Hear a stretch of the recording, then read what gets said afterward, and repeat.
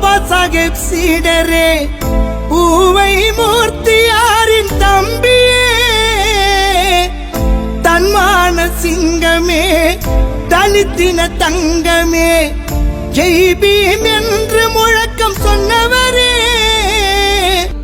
BSP தொண்டர்களுக்கு அதிபதியே,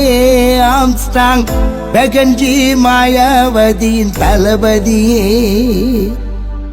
கண்களுக்கு காட்சி தரும் ஓவியமே,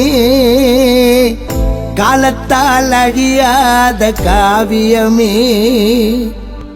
சமத்துவம் பிறந்தது, சட்டத்தை படித்தது, சாதியை ஒழித்தது, சரித்திரம் படைத்தது, பெரம்பூரில் மன்னனாக வாழ்ந்தது, பொத்தூரில் தெய்வ